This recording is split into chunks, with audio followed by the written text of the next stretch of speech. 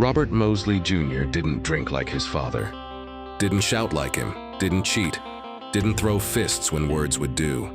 If anything, RJ had spent most of his life trying to be the man his father never was. And most days, he managed it. He worked hard, paid his debts, tipped extra, kept his boots clean and his hands calloused. Folks in town liked to say he had promise, which around here was just code for ain't fucked up yet. But he carried something in him, a quiet weight, the kind that grows heavy when the sun starts to set and the fields go still. That's when the phone rang. He almost didn't answer, but something in the tone of that ring, sharp, urgent, made him get up. It was his mother. He ain't come home, RJ. You seen him today? He hadn't. Not since the argument. He sat on the back steps of his house, rolling a toothpick between his teeth, staring out over the tobacco rows like they held answers.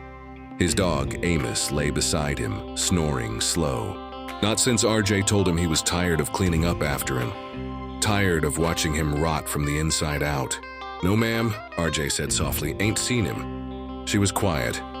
That kind of quiet that begged you to fill the space, but RJ didn't. They said their goodbyes and he hung up. He poured himself a glass of water, sat at the table. The house was still, just the ticking of the wall clock and the hum of cicadas outside. He hadn't thought about Elijah in years. Not really. But now the thought came uninvited. And with it, the memory. The memory hit RJ while he was cleaning the dirt from his boots. Funny how ghosts come up through mud. He had been 14. It was just another hot, sticky summer day when his father had called him over. Said he needed RJ to deliver a message to Mr. Elijah, Jesse's daddy. "He needs to come down to the loading dock," his father had said. "Tell him one of the crates got jammed, said he'd want to see it for himself. Tell him to come quick." RJ had nodded, eager to be useful, to finally be trusted with more than hauling crates and feeding mules.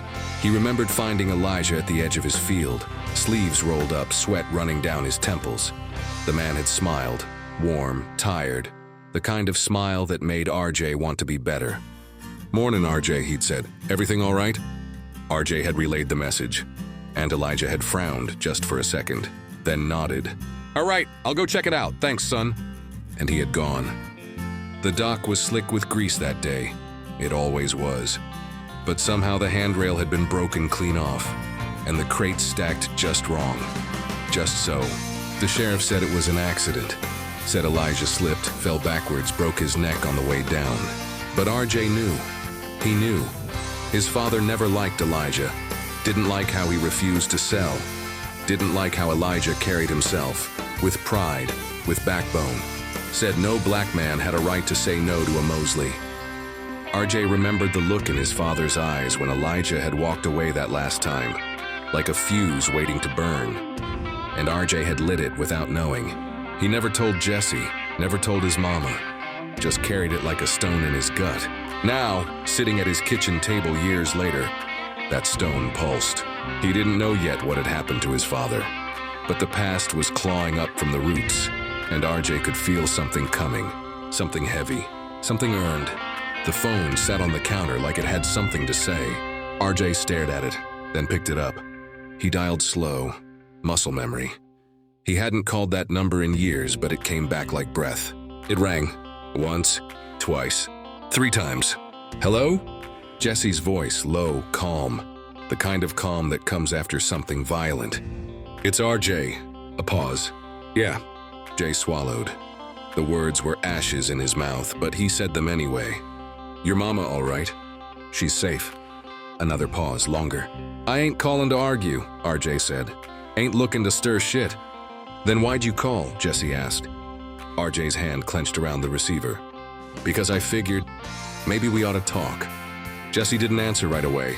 RJ heard a chair creak. A breath pulled in slow. "Where?" "Old grain shed, south end of my daddy's fields." "You sure?" "No." Silence again, heavy as storm clouds. "Sunset," Jesse said. RJ started to speak, but Jesse cut in, flat, like stating the weather. "I'm bringing your daddy's gun." RJ let that hang in the air a moment. "Well," he said quietly, "would you be so kind as to not have it loaded?" Jesse's breath came through the line, not a laugh, not a threat, just breath. "We'll see." RJ nodded, though no one could see. All right. Click. RJ hung up and stared out the window. The sky was already turning, the sun bleeding out over the rows of tobacco. He didn't know if it would be a talk or a reckoning, but either way it was coming, and fire was on the wind.